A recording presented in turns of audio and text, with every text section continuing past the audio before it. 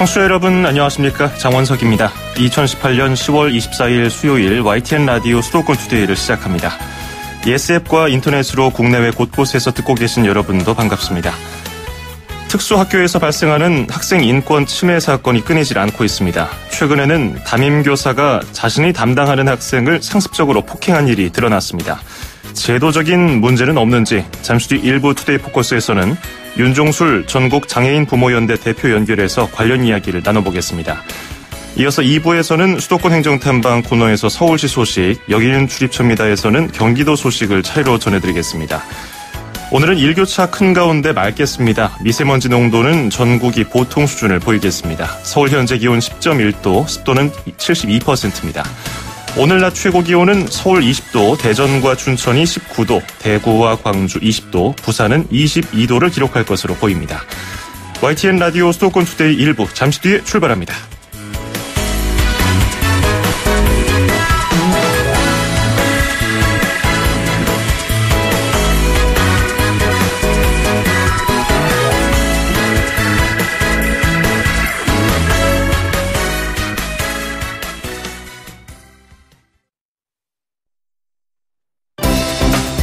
수도권과 관련된 소식은 모두 여기 YTN 라디오 수도권 투데이.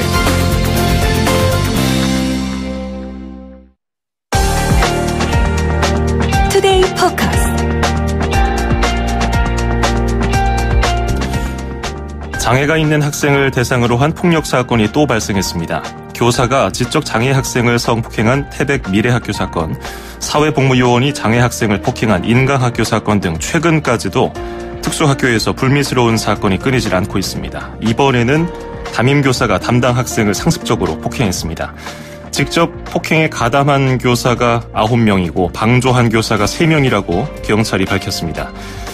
이런 사건이 국민의 사회적 공분을 사고 떠들썩해지다가도 다시 잠잠해지고 또 다른 특수학교에서 문제가 터지는 악순환이 반복되고 있습니다. 근본 원인은 뭘까요? 그리고 어떤 대책이 필요할까요? 윤종술 전국 장애인 부모연대 대표 연결해서 관련 이야기 나눠보겠습니다. 윤 대표님 나와 계십니까? 네, 안녕하세요. 네, 안녕하세요. 최근에 강서구 교남학교에서 12차례에 걸쳐서 학생 2명을 발로 걷어차고 빗자루로 때리고 물을 뿌리는 이런 학대 혐의를 받는 40대 교사가 어제 구속됐는데요. 상습적으로 폭행을 당한 학생들 상태는 지금 어떤가요? 네, 초등학교 6학년 학생인데요. 예. 지금 학교 불안해서 이제 학교를 못 가고 있는 상태죠. 예. 어머님하고 심리 지원을 받고 있는 이런 상태입니다. 예. 신체적으로 겉으로 보여지는 것은 좀 나았더라도 심리적으로는 아직 불안해하고 있군요. 네, 그렇죠. 상습적으로 이루어지다 보니까 학교를 가지 않으려고 하는 것을 어머님이 이제 모르고 계속 학교를 보내게 된 거죠. 예. 계속 보내면서 이제 학교에 대한 거부감이 굉장히 많이 일어나는 거죠. 특히 교사에 대한 거부감 이런 것들이 굉장히 많이 일어나겠죠. 예. 예. 지난 22일 월요일에 특수학교에 다니는 아이를 키우는 학부모님들이 청와대 앞에 모여서 학교폭력 규탄하는 그런 일련의 문제를 제기하는 집회를 하셨는데요. 사진 보니까요. 파란 스카프를 두르시고 꽃도 한 송이씩 들고 계셨어요. 어떤 의미가 있었습니까? 우선 파란 스카프는 이제 아름다운 세상을 이야기하고 부모님들이 바라는 아름답고 맑고 깨끗한 세상을 의미하는 저희들의 나름 상징물이고요. 예. 또 꽃은 폭력 없는 학교를 만들어달라. 이렇게 아름답게 함께 살 수 있는 폭력 없는 세상. 학교가 폭력이 일어나서 안 되는 곳이죠. 그죠? 어디도 예. 마찬가지겠지만 학교는 더더욱 그런 곳인데 특히 장애 학생 다니는 특수학교에서 이런 폭력이 일어나고 있으니 그것도 특수교사의 손에서 종사자의 손에서 이거 참 어처구니 없고 말이 안 되는 이야기들이죠. 예. 그래서 폭력 없는 학교를 만들어달라라는 염원을 담아서 이렇게 퍼포먼스를 했습니다. 그렇군요. 학교폭력 근절을 바라는 집회에서 나온 얘기 중에서 장애가 있는 아동을 상습적으로 때리는 행위에 대해서 일부 학교나 교사 개인의 일탈 문제로 봐서는 안 된다는 얘기가 있더라고요. 특수학교에 네, 어떤 구조적인 문제가 있다고 보시는지요? 네, 그렇습니다. 지금 일어나고 있는 학교 유형을 보면 강원도 태백미래학교라든지 또 최근에 일어난 그 공익요원의 폭행 사건 인강학교라든지 예. 또 엊그제 교남학교라든지 이 학교의 특징을 보면 사립학교들입니다. 예. 또 사립학교에서 중에서도 학교법인이 아닌 사회복지법인이 운영하는 그게 사회복지시설과 장애인복지시설과 학교를 운영하는 그러니까 전문적으로 학교를 운영하는 법인이 아닌 사회복지 서비스를 하는 법인들이 운영하는 학교들입니다. 예. 그 우리나라에는 특수학교가 한 170여 개가 있는데요. 그중에 한 90여 개가 지금 사립특수학교고 한 52개가 사회복지 시설이 운영하는 특수학교가 있습니다. 예. 그러다 보니까 이제 사립학교의 특징이 한 번 들어가면 평생 그 직장을 다녀야 되는 구조적인 한계가 있습니다. 예. 그만두지 않는다 하면은 인사 발령이 나지 않는 거죠. 그러다 보니까 그 종사자들 간에 보이지 않는 가족적인 이상한 문화가 있습니다. 좋은 문화가 아니냐.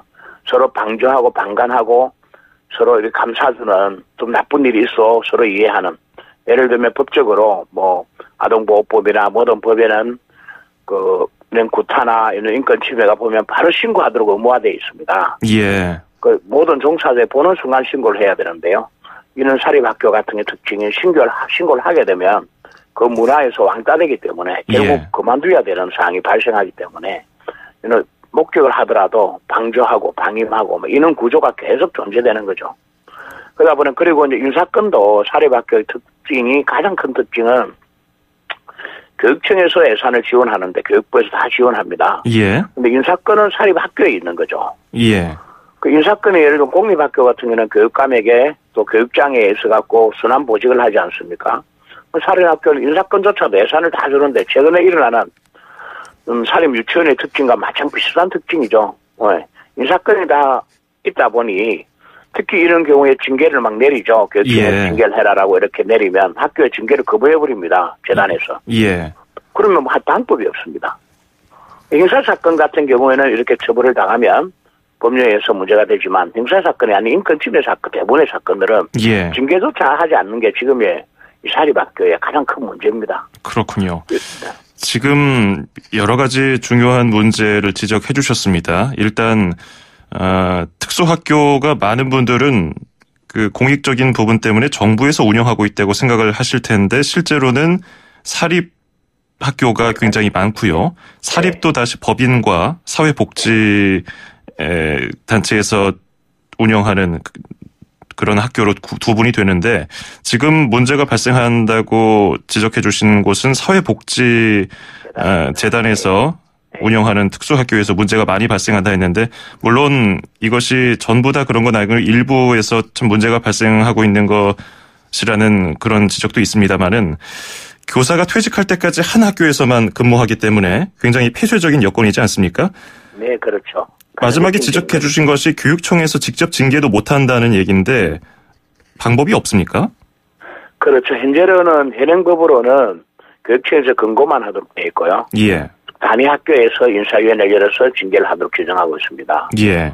그 단위 학교에서 징계를 열어서 인사위원 징계를 해야 되는데 예를 들면 굉장히 중징계인데도 불구하고 경징계를 해버리고 그리고 아주 경징계 경고만 하고 이런 사항들이 빈번히 발생하는 거죠. 예. 그리고 사립재단에서 묵인하는 사태가 늘 발생하는 거죠.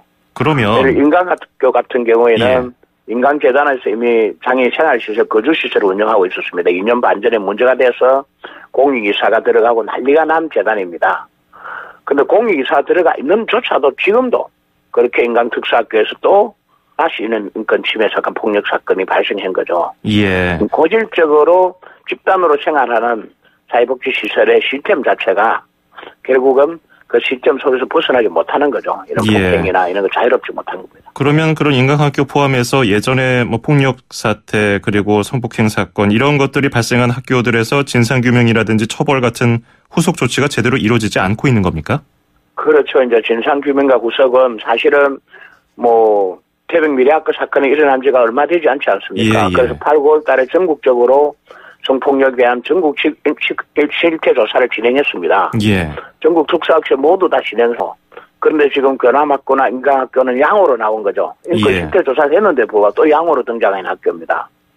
양호는 학교에서 이렇게 폭력이 무참하게 그것도 한두 번이 아니고 고질적으로 이렇게 나고 있는 거죠. 인권 실태조사조차 사실은 굉장히 느슨하게 아주 형식적이게 진행했다는 걸 볼 수 있는 거죠. 예. 아주 세밀하게 심지어는 뭐 언론 보도에 의하면 견암학교의 감사를 가서 실태조사를 가서 교장실에서 교장만 불러서 사건이 일어난데도 감사를 하는 형식적인 감사를 하고 실제로 가해자나 피해자를 다 부르지 않고 감사가 진행됐다고 국정감사에서 보고된 거죠. 예, 알겠습니다. 이런 상황을 보면 그 뭐 인권 실태조사 전국적으로 한다 이거 신뢰가 전혀 가지 않는 거죠. 예.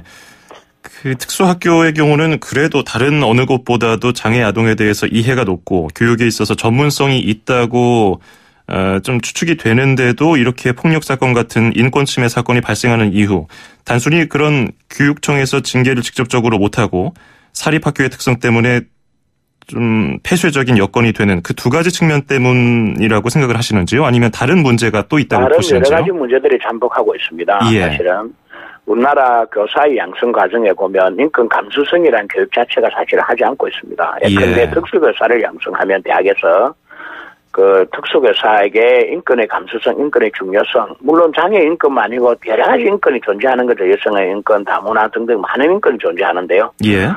이 인권에 대한 감수성 교육을 사실은 하지 않는 것 같습니다. 특히나 일부 특수학교에서는 장애 인권의 감수성을 일부 그 특수교사를 양성하는 대학에서는 선택 과목으로 일부 하고 있고요. 그조차도 안 하는 학교가 꽤 많이 있고요. 예. 그러다 보니까 특수교사 양성되어 오면서 이 인권의 감수성에 대해서 전혀 이렇게 느끼지 못하고 오는 거죠. 그러다 보니까 인강학교나 이는 사건이 발생할 수밖에 없고 교남학교나 이런 사건이 발생할 수밖에 없는 상황이 계속되고 있는 거죠. 예. 아이들을 그런 교사의 양성 과정에도 문제가 있고요. 예. 또 시스템적으로 가밀학급에도 문제가 있습니다. 학생 수가 되게 많다 보니까 그러면 인강학교 자체로 보면 약간의 도전적 행동 산만한 친구들은 공익요원이 다 수업 시간 때리고 나가는 거죠. 예. 별도로 너네가 돌봐라는 거죠. 예. 그때 인원이 많은 가밀학급에 대한 문제. 그리고 조금 전에 제가 말했듯이 약간의 과잉 행동이 있는 친구, 도전적 행동이 있는 친구들은 체계적인 지원이 없는 거죠. 지금 현재 우리 교육상에서. 예. 저희들이 2007년도에 장애인에 대한 특수교육법을 전면 개정하면서 만들면서 도전적 행동이 있는 친구에 대한 행동 분석 전문가나 행동 치료사들이 충분히 지원하는 시스템을 만들어야 되는데 예. 우리는 그걸 특수교사에게 그냥 증가하다 보니까 특수교사는 학교에서 도전적 행동에 대한 분석이나 행동 치료에 대한 과목들은 전혀 교육하지 않고 있습니다. 예. 그러니까 이 특수교사들이 많은 학생들과 도전적 행동 있는 친구들 감당하지 못하는 거죠. 그러다 보니까 시스템적으로 계속해서 이 약간의 도전적 행동 있는 친구들은 수업에서 내몰리게 되는 거죠. 예. 내몰리니까 결국은 보조 인력이 담당하게 되는 거고요. 결국은 보조 인력이 그런 전문가가 아니다 보니까 특수교사가 더 비전문가다 보니까 결국은 그런 공익요원이 그런 폭행 사건을 그리고 그렇게 제압하는 뭐 이게 옛날에 60, 70년대의 근대적인 사고 교육 방식이었죠. 무탈을 해서 제압을 한다든지 예. 가해 행동이 있으면 이렇게 상대에 협박을 해서 못하게 한다든지 뭐 이는 전근대적인 방식으로 계속 지금까지 이어오고 있는 거죠. 그렇군요. 이런 게 고질적인 문제가 이제 특수학교의 현장에서 계속해서 예. 발생하고 있는 이유 중에 하나입니다. 지금 말씀을 쭉 들어보니까 한두 가지 문제가 아닙니다. 지금 지적해 주신 것 중에서 교사들이 이런 어려움을 호소하기도 하더군요. 일부 교사들이요. 훈육하는데 어려움이 있어서 방금 말씀하신 것처럼 비전문가들이 훈육에 가담되기도 하고 일종의 교육청에서 만든 매뉴얼도 있습니다만 이런 것들이 제대로 현장에서 적용이 안 되고 있습니까? 네, 그렇죠. 교육청에서 만든 매뉴얼들이 사실은 특수교사가 그 한 명의 특수교사가 담당한 인력이 있는 학생들 숫자가 너무 많고 예. 또 도전적 행동에 있는 과잉 행동 있는 친구들이 간혹 발생하다 보니까 그에 대한 대처의 전문 인력들이 전혀 없다 보니까 이런 문제가 계속해서 반복되는 거죠. 예. 물론 그 인력이 없어서 폭력은 정당화될 수가 없습니다. 어떤 이유로든. 예, 어떤 이유 정당화될 수 없는데 그러더라도 너무나 많은 인력, 많은 학생 수와 너무나 많은 도전적 행동을 계속해서 교사 한 명이 감당해야 하는 이 몫이 굉장히 큰 거죠. 구조적인 문제인 거죠. 계속해서. 예. 그리고 CCTV를 모든 교실에 설치하라는 요구도 있었습니다. 그런데 이번에 교남학교 사례를 보면은 피해 학생을 CCTV 사각지대로 들어가기도 했고요. CCTV만 설치한다고 해서 학생들을 보호하기는 어려워 보이기도 하는데요. 학생들을 보호할 장치로 또 무언가가 필요해 보이는데 그게 뭐라고 보시는지요? 현재로서는 사실은 CCTV에 대한 찬반이 굉장히 첨예하게 대립되고 있습니다. 예.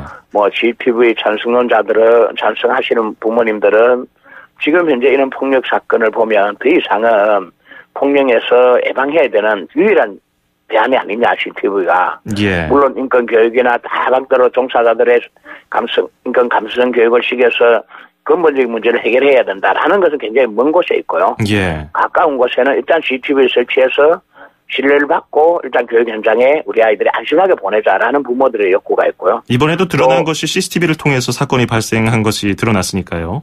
네, 그렇죠. 예. 지금 견암학교 같은 경우나 인강학교도 마찬가지겠지만 특히 견암학교는 엘리베이터 앞에 CCTV가 한 교실의 절반을 찍고 있은 거죠. 예. 그 절반 속에서 지금 문제가 나온 겁니다. 그러다 보니까 CCTV를 설치하게 되면 여러 가지의 예방을 할 수 있다라는 부모님들 주장과 또 인권단체들의 주장은 학생들의 사생활 침해다. 예를 들면 옷 또한 못 갈아입고 CCTV가 있어서 우리나라는 옷을 갈아입는 교실이 따로 있는 곳이 없습니다. 예. 그래서 옷도 못 갈아입고 또 교사들의 학습권 침해가 있고 교수권 침해가 있고 이런 사생활 침해 때문에 결국 반대를 하는데요. 일각에서는 저희 부모인데도 계속해서 반대해 왔습니다. 그럼에도 불구하고 이번 사건을 보면서 사실은 CCTV가 어쩌면 유일한 대안이지 않을까. 예. 모든 대안은 아니지만 지금 학교 부모님들이 인강학교나 견암학교는 학교를 신뢰하고 보낼 수가 없는 상황입니다. 부모들이 패닉 상태인데요. 예. 이런 상태에서 학교를 보낼 수 있는 유일한 방법은 그나마 CCTV라도 설치해서 부모들에게 안심하고 안심하진 않겠지만 약간의 믿음을 갖고 서로 신뢰를 갖고 학교를 보내고 이후에 설치하고 몇 개월 이후에 6개월이나 1년이 지난 이후에 평가를 통해서 정말 CCTV가 얼마나 예방했는지, CCTV가 우리에게 주는 심리적으로 상호가 어떤 관계가 있는지 이런 것들이 충분히 토론해서 학교 종사자들과 부모들과 충분히 토론해서 CCTV를 뺀다든지 또 일정 부분의 CCTV를 단다든지 이런 합의가 좀 이루어졌으면 좋겠다. 알겠습니다. 그리고 근본적으로는 인권 침해에 대한 여러 가지 인권 양성 교육이 좀 필요하다라는 겁니다. 지금 CCTV 같은 경우는 최소한의 방법이라고 말씀해 주셨습니다. 그렇기 때문에 큰 틀에서 제도나 구조를 바꿔야 되지 않을까 생각이 드는데 지금 사립학교의 폐쇄성과 여러 가지 문제점을 지적해 주신 만큼 공립으로 바꿔나가는 것도 하나의 방법이 되지 않을까 싶어요. 네, 그렇습니다. 부모님들이 지금 갖고 있는 사회복지법인 또 학교법인의 사립학교의 폐쇄성 이런 것 때문에 공립으로 전환해달라 이렇게 강하게 지금 요구하고 있습니다. 어제 교육부 전체 회의에서도 공립 전환에 대한 법률적인 검토를 필요하다라는 제안들이 여러 차례 있었고요. 특히나 인강학교, 견암학교 같은 경우에는 지금 인강학교 같은 경우는 재단 이사회에서 이미 무상 기부를 해서 공립을 하겠다, 공립으로 전환시키겠다라고 선언을 한 상태고요. 또 견암학교 같은 경우도 이사회에서 일부 지금 공립을 해야 한다라는 말들이 자체적으로 나오고 있는 중에 있습니다. 뭐 여러 가지 공립으로 가는 과정에 있어서 당장 공립으로 전부 다 전환할 수는 없으니까요. 뭐 교사 순환 발령을 내야 된다 이런 아이디어도 있던데. 전체적으로 몇 걸음 뒤로 물러서 사안을 더 넓게 보면요. 결국 앞서 대표님 말씀해 주신 것처럼 우리 사회의 인식이 바뀌어야 될 텐데요. 장애에 대한 인식과 관련해서 방송 듣고 있는 청취자 여러분께 한 말씀 하신다면요. 그렇습니다. 어릴 때부터 교육이 분리 교육을 하다 보니까 장애인은 마치 혐오스러운 대상으로 보아온 거죠. 근데 어릴 때부터 유치원 교육, 초등학교, 중학교, 고등학교 교육부터 통합교육 속에서 이루어져야 국민들의 시선이 일단 장애에 대한 거부감이 없어지는데요. 우리도 친구가 보면 혐오 대상을 장애인 친구를 보면 이렇게 그 교육적인 문제부터 접근하는 게 가장 큰 문제였고요. 사실은 가족이 장애인이 한 명 있다 생각해 보십시오. 이게 혐오 대상이 전혀 아닌 거죠. 정말 귀여운 자녀고 정말 함께 같이 살아야 될 친구고 내 이웃 동네 사람이고 이렇거든요. 근데 전 국민의 가족이 대부분 장애인 가족이 다 있습니다. 근데 장애인 가족이 400만 정도가 됩니다. 장애인 당사자가 200만이면요. 지난주까지 합은 1000만 가까이 됩니다. 저희 자녀가 24살 자폐인데요. 자폐 친구인데 저희 형님들이나 가족들이 너무나 좋아하는 조카이거든요. 이러고 보면 다 국민들이 볼 때는 전체 다 가족인 것 같습니다. 이럴 때 조금만 더 함께 같이 살 수 있는 문화, 큰 혐오스러운 대상이 전혀 아니거든요. 그래서 거부감 갖지 말고요. 그냥 내 이웃 친구, 동생, 조카처럼 편하게 내주시고 한 번 더 관심 가져주시면 이런 문제들이 스스로 우리가 국민들 속에서 예방되지 않을까 이렇게 예상됩니다. 알겠습니다. 오늘 도움 말씀 잘 들었습니다. 고맙습니다. 네, 감사합니다. 네, 지금까지 윤종술 전국장애인 부모연대 대표였습니다.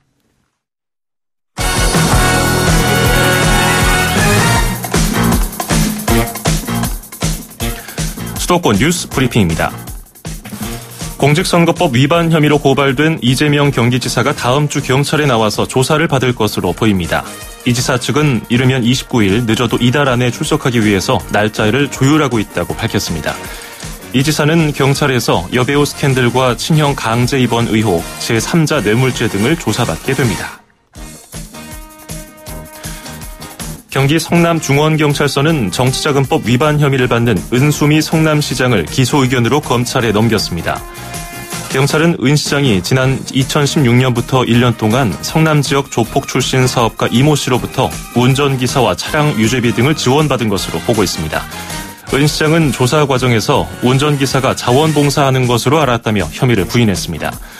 경찰은 은 시장의 사전 선거운동 혐의는 정치적 중립을 위반하지 않았다고 보고 불기소 의견으로 검찰에 넘겼습니다. 인천시는 서울도시철도 7호선 청라국제도시 연장사업 기본계획안에서 개통 연도를 오는 2027년으로 정했습니다. 인천시는 국토교통부의 도시철도 기본계획 승인을 거쳐서 오는 2021년 하반기에 공사를 시작한 뒤에 2027년 개통 일정에 맞춰 사업을 추진할 계획입니다. 서울 지하철 7호선 연장 사업은 성남역에서 공항철도 청라국제도시역까지 10.74km 구간을 늘리고 정거장 6개를 짓는 사업으로 사업비는 1조 3,700여억 원입니다. 서울시는 다양한 결제 시스템에 두루 적용할 수 있는 택시 QR코드 간편 결제 표준을 만들어서 내년부터 서울택시에 적용할 계획이라고 밝혔습니다. 서울택시는 이용 거리와 시간에 따라서 바뀌는 요금을 반영해서 매번 실시간으로 QR코드를 생성할 수 있는 동적 바코드를 사용합니다. 또 택시 차량 번호 등 택시 이용 정보뿐 아니라 가맹점 정보까지 QR코드에 담을 수 있어서 영수증 없이도 결제 이력에서 내가 탄 택시 정보를 언제든지 확인할 수 있습니다.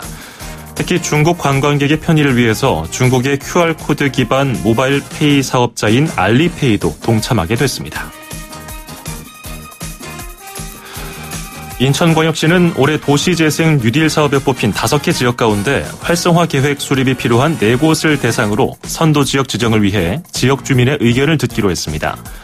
우선 인천 서구 성남동에 1,700여억 원을 들여서 행정복합센터를 짓고 전통시장 주차 환경을 개선하기로 했습니다. 또 중구 신흥동은 낡은 공공청사 복합개발에 나서고 계양구 효성동과 강화군 남산리도 지역 활성화를 꾀할 예정입니다. 선도 지역으로 지정되면 실현 가능성과 타당성 평가 등을 거쳐서 내년 하반기부터 사업을 시행할 계획입니다.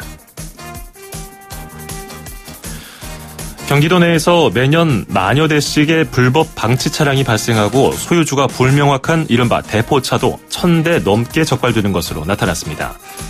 경기도에 따르면 지난 2016년과 지난해 11,000여 대의 불법 방치 차량을 처리했고 올해 상반기에도 5,600여 대의 불법 방치 차량이 발생한 것으로 조사됐습니다. 서류상 차량 소유주와 실제 이용자가 다르거나 소유주가 불명확한 이른바 대포 차량은 지난해 1,500여 대, 올해는 500여 대가 적발됐습니다. 공원이나 야산, 골목길 등에 있는 불법 방치 차량은 미관을 해치는 것은 물론 안전사고의 우려가 크고 특히 대포차는 뺑소니 사고 등 각종 범죄에 이용될 가능성이 커서 당국의 관리 강화가 요구됩니다. 서울시가 어르신 장기 요양과 장애인 활동 지원 등 돌봄 분야 사회 서비스를 맡을 전담기관으로 가칭 서울 사회서비스원을 내년 상반기에 설립합니다. 서울시는 그동안 민간 영역이 했던 다양한 돌봄 서비스를 공공이 맡게 돼서 돌봄 사회 서비스 분야의 공공성과 품질을 높일 수 있다고 설명했습니다. 또 요양보호사와 장애인 활동 지원사 등 종사자를 사회 서비스원이 직접 고용해서 처우와 노동 환경도 개선한다는 목표입니다. 지금까지 수도권 뉴스 브리핑이었습니다.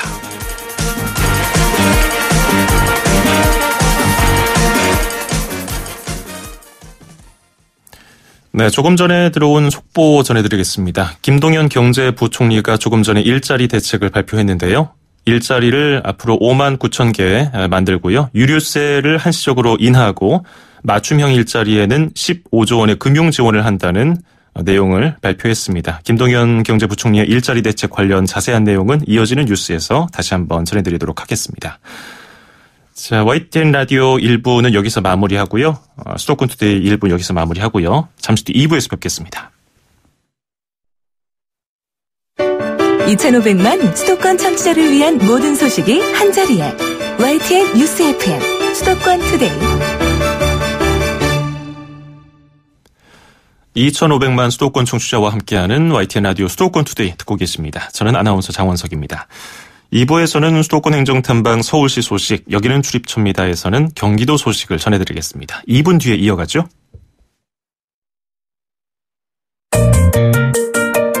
음악과 수도권 뉴스가 한방에 수도권 전문 방송 수도권 투데이.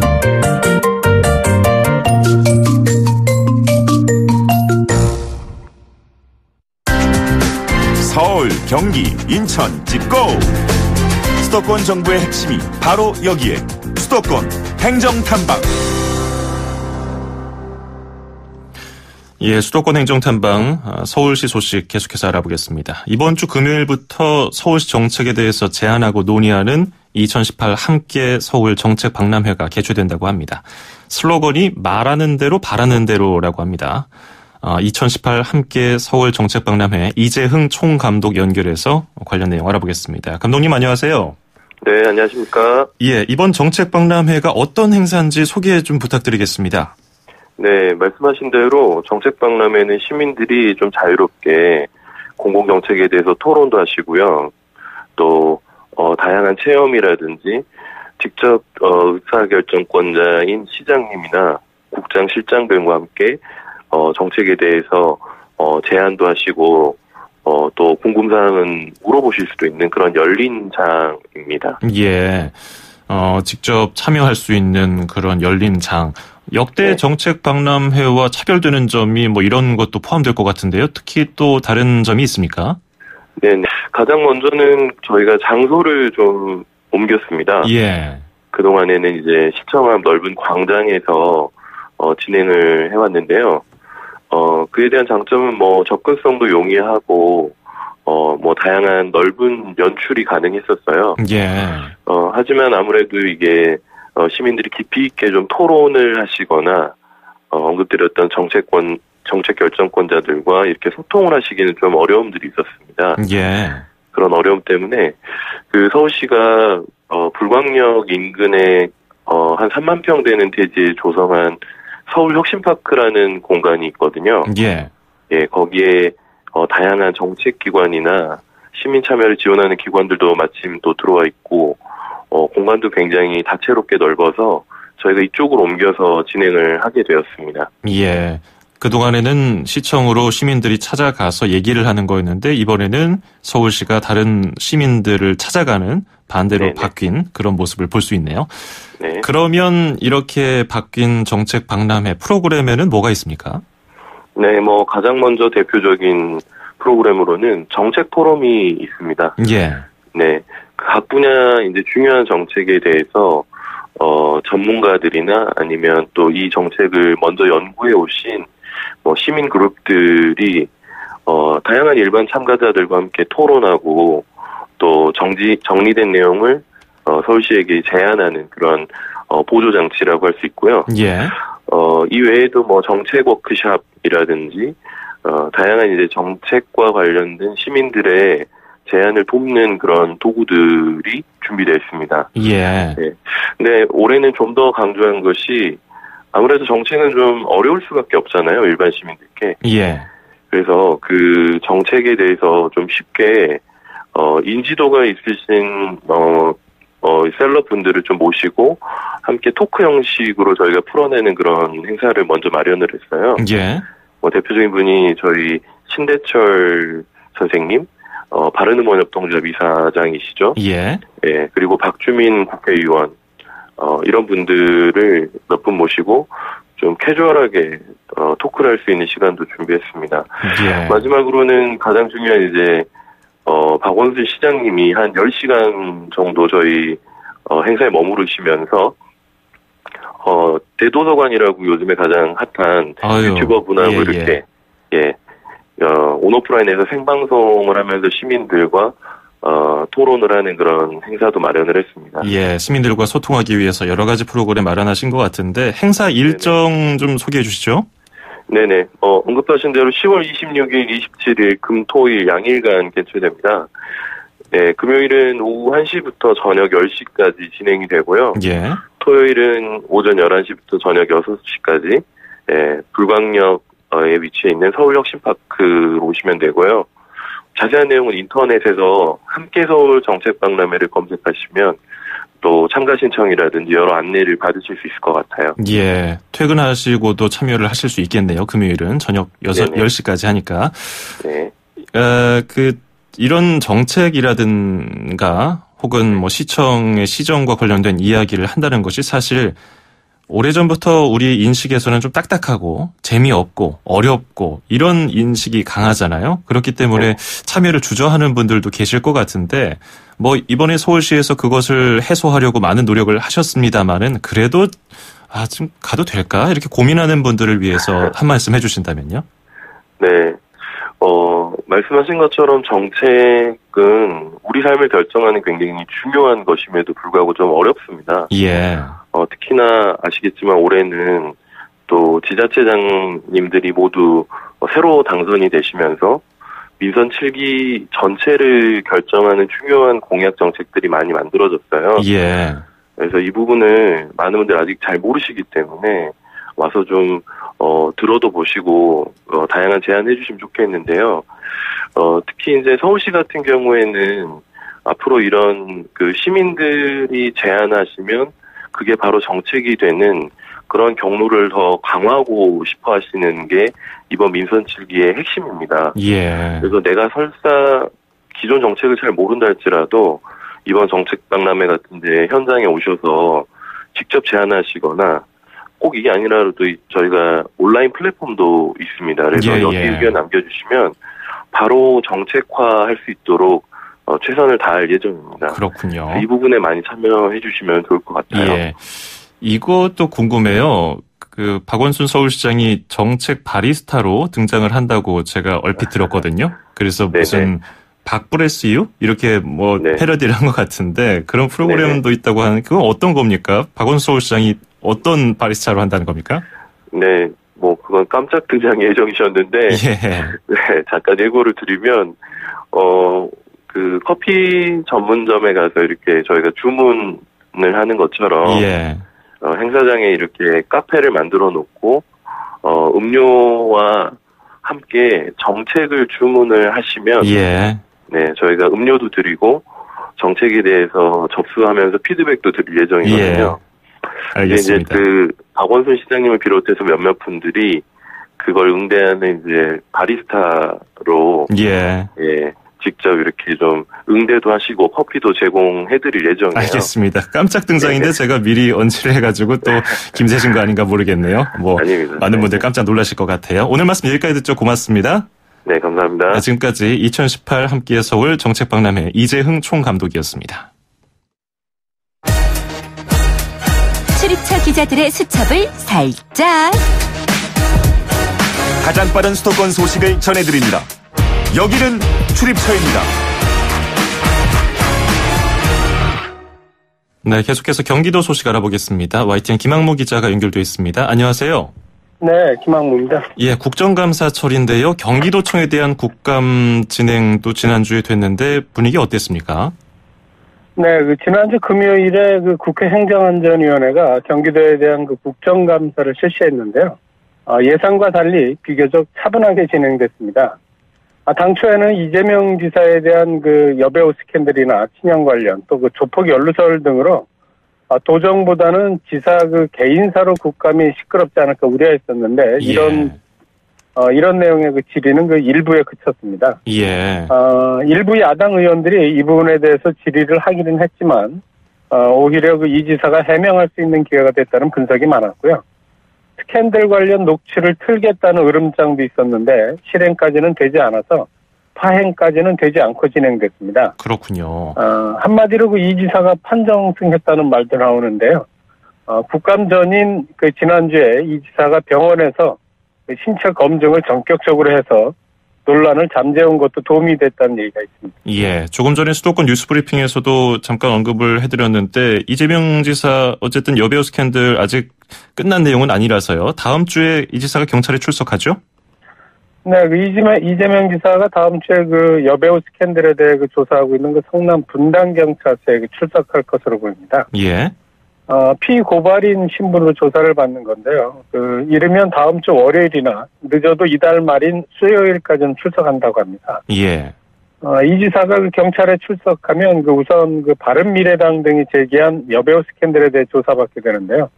이 지사는 그동안 이에 대해서 강력히 부인했고, 이런 차원에서 신체 검증을 통해서 김부선 씨 주장이 틀리다는 걸 입증하기도 했습니다. 예. 이 외에도 친형 관련 의혹도 있고 다른 것도 있는데 다각적인 조사가 이루어지겠습니다. 네, 그렇습니다. 경찰은 이 지사가 출석하게 되면 바른미래당 측이 지난 6월에 고발한 김부선 씨와의 불륜 의혹과 함께 신형 정신병원 강제 입원 의혹, 또 성남 FC의 기업이 광고비 명목으로 160억 원 이상을 내도록 한 제3자 뇌물죄 혐의 등에 대해서 조사하게 됩니다. 예. 경찰은 또 대장동 개발 허위 사실 공표, 또 일배 가입 관련 조폭 연루설 등에 대해서도 현재 조사하고 있어서 이 부분에 대한 조사도 함께 있을 것으로 보이는데요. 경찰이 현재까지 여배우 스캔들과 관련해서 바른미래당 김영환 의원과 공지영, 주진우, 김호준 씨 등을 참고인 신분으로 불러서 조사했었고요. 이 지사의 소환 조사가 끝나는 대로 이 고발건을 마무리 지을 것으로 보입니다. 예, 이외에도 경찰 조사받는 경기도 내 지자체장들이 있는데 은수미 성남시장도 기소되죠? 네, 그렇습니다. 우선 은수미 성남시장이 조폭 출신 사업가로부터 운전기사를 무상 지원받았다는 의혹에 대해서 경찰이 수사를 벌인 결과 혐의가 인정돼서 기소 의견으로 검찰에 송치했습니다. 예. 성남 지역 조폭 출신 사업가로부터 2016년 6월부터 1년 동안 운전기사와 차량 유지비 등을 지원받아서 정치자금법을 위반했다는 내용인데요. 은 시장은 운전기사가 자원봉사하는 것으로 알았다며 부인하고 있습니다. 하지만 경찰이 검찰과 여러 차례 조율을 거쳐서 이 사건을 기소 의견으로 검찰에 넘겼기 때문에 검찰의 기소 가능성이 커서 재판으로까지 이어질 것으로 보입니다. 예. 경찰은 은 시장의 사전 선거운동 혐의에 대해서는 정치적 중립을 위반하지 않았다고 보고 불기소 의견을 냈습니다. 예. 그리고 또 어떤 지자체장들이 기소됐습니까? 네, 우선 백군기 용인시장이 역시 기소 의견으로 검찰에 송치됐는데요. 예. 백 시장은 지난 지방선거 전에 이미 선거 사무실을 꾸려서 운영하고 공무원으로부터 유권자들의 개인정보를 입수한 혐의를 받고 있습니다. 예. 또 엄태준 이천시장은 올해 1월 더불어민주당 당직자들에게 식당에서 음식을 제공한 기부 행위로, 또 김상돈 의왕시장은 사기 취득과 관련해서 허위 사실을 공표한 혐의로 역시 기소 의견으로 검찰에 넘겨졌습니다. 예. 이 밖에 염태영 수원시장, 또 최대호 안양시장, 우석재 안성시장은 경찰이 불기소 의견으로 검찰에 넘겼습니다. 예. 오늘 소식은 여기까지 들어야겠습니다. 고맙습니다. 네, 고맙습니다. 네, 지금까지 YTN 김학무 기자였습니다.